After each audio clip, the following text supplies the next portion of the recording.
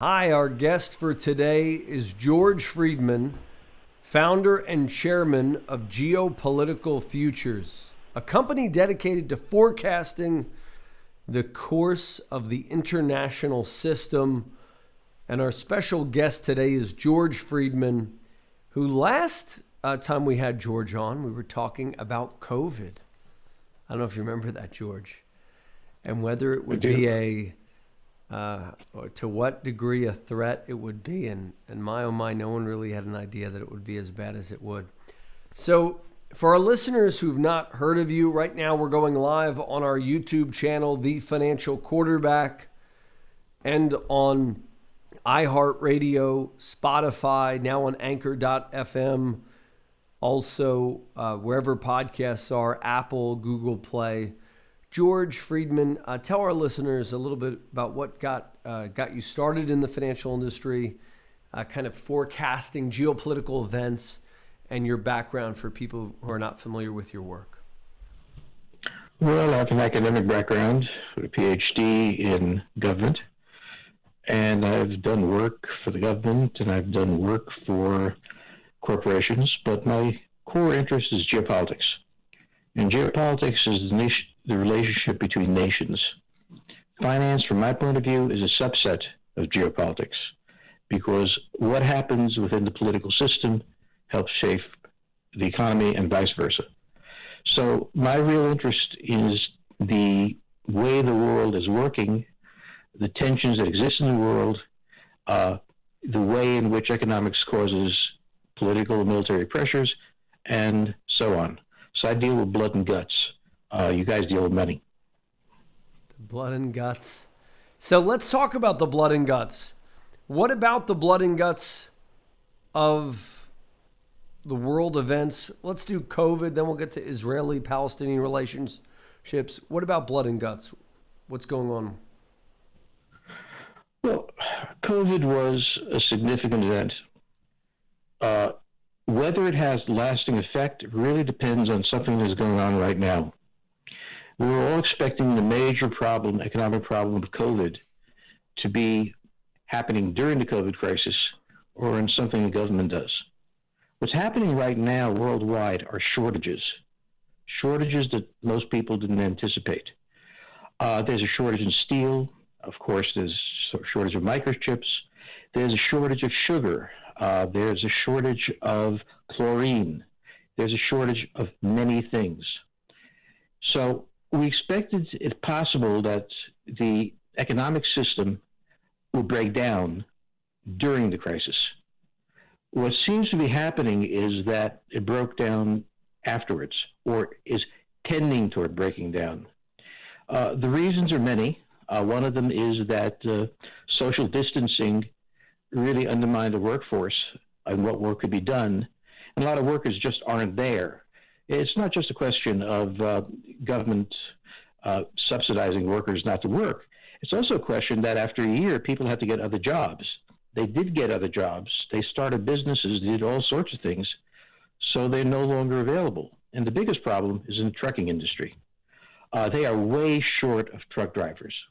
It normally takes about 2 months to get certified as a truck driver. That's now up to 6 months and growing because there are very few instructors. So what's happened is that in the aftermath of the virus, as demand picked up, the system wasn't ready to provide it. Now, hopefully, we're going to be able to get out of this pretty soon. Its system will pick up, but there's no evidence that's happening. I went to the supermarket today, and I was buying some stuff, and I noticed that there was no sugar at all on the shelves.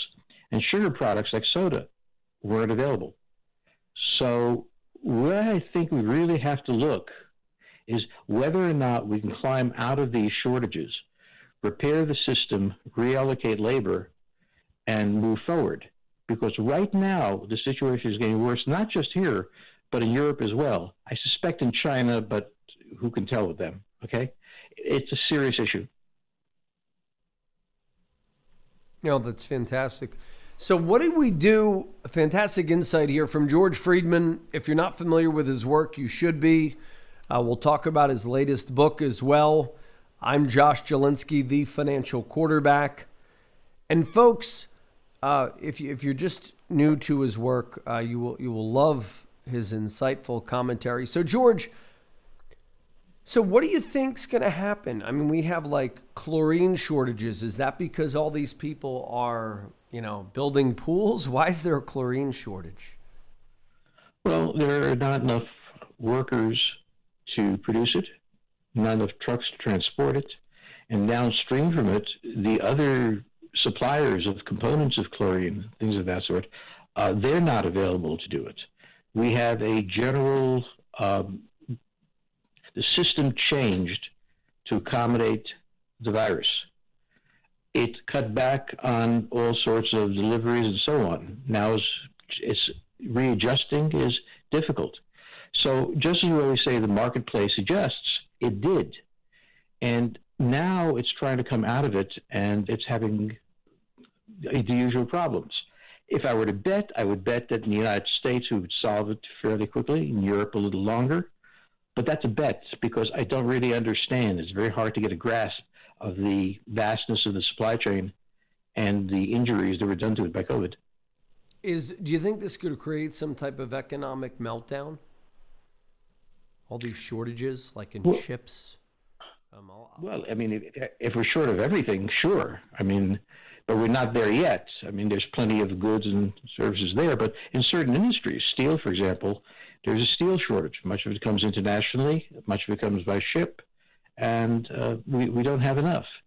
So could it create one? Well, yeah, sure. If we don't solve the problem, and if it gets worse, or even if it stays the same, it's going to be a tremendous hit on the economy. My assumption is that the marketplace will straighten itself out. There are opportunities out there if you figure out how to transport something.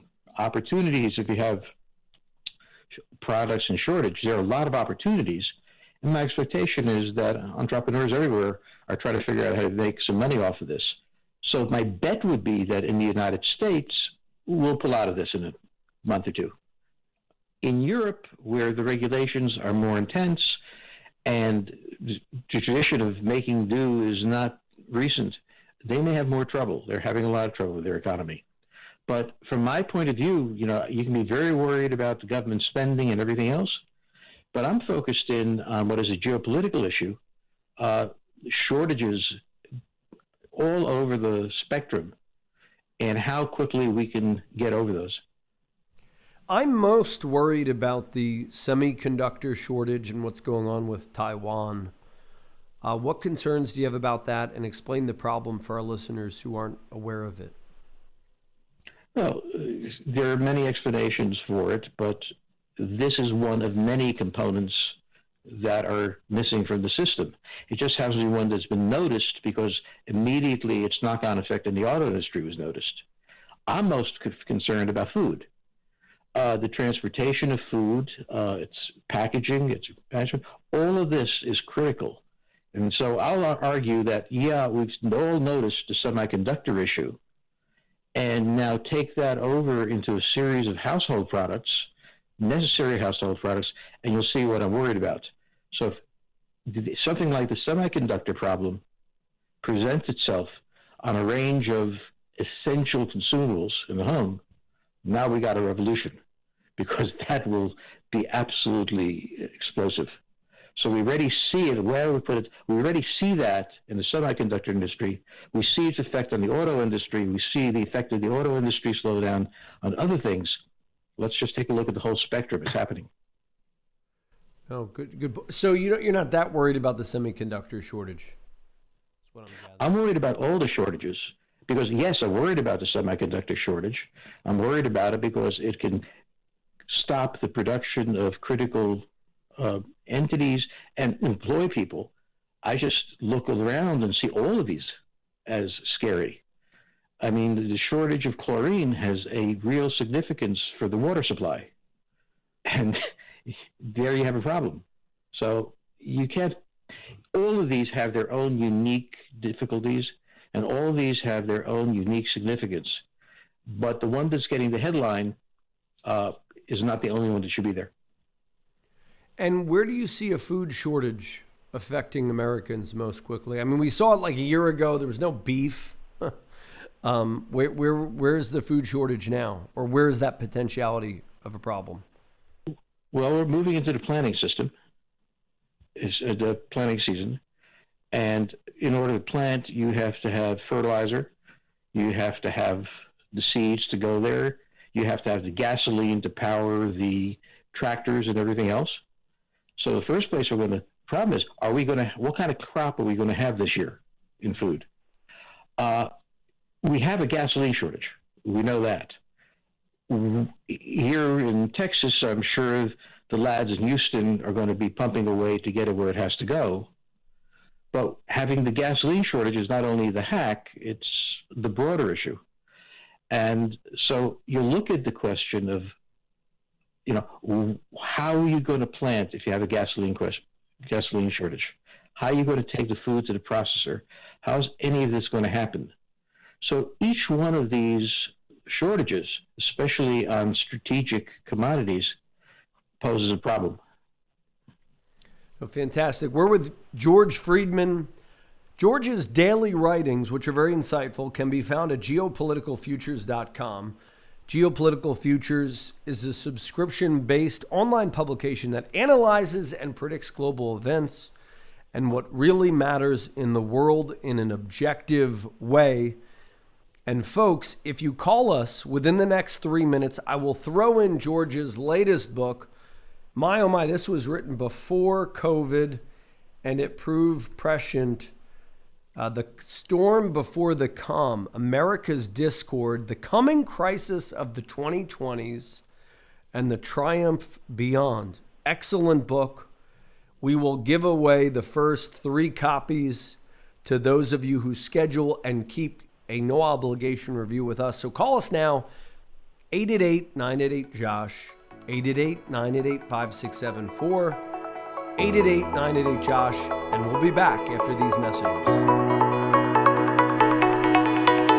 The preceding program was sponsored by the Jelensky Advisory Group. Any awards, rankings, or recognition by unaffiliated third parties or publications, including 5-Star Wealth Manager, Advisory of the Year finalist by Senior Market Advisor, and top of the $1 Million Roundtable, are in no way indicative of the advisor's future performance or any individual client's investment success. No award, ranking, or recognition should be construed as a current or past endorsement of Josh Jelensky or Wealth Quarterback LLC. Information regarding specific awards, rankings, or recognitions is available on the Wealth Quarterback website at www.jelensky.org. All investment strategies have the potential for profit or loss. Investment strategies such as asset allocation, diversification, or rebalancing do not assure or guarantee better performance and cannot eliminate the risk of investment losses. There are no guarantees that a portfolio employing these or any other strategy will outperform a portfolio that does not engage in such strategies. This broadcast should not be construed by any client or prospective client as a solicitation to effect or attempt to effect transactions in securities or the rendering of personalized investment advice. Due to various factors, including changing market conditions, the information discussed in this broadcast may no longer be reflective of current positions or recommendations. While information presented is believed to be factual and up to date, Josh Jelensky and Wealth Quarterback do not guarantee its accuracy, and it should not be regarded as a complete analysis of the subjects discussed. The tax and estate planning information discussed is general in nature, is provided for informational purposes only, and should not be construed as legal or tax advice. Listeners should consult an attorney or tax professional regarding their specific legal or tax situation. Advisory services offered through Wealth Quarterback LLC.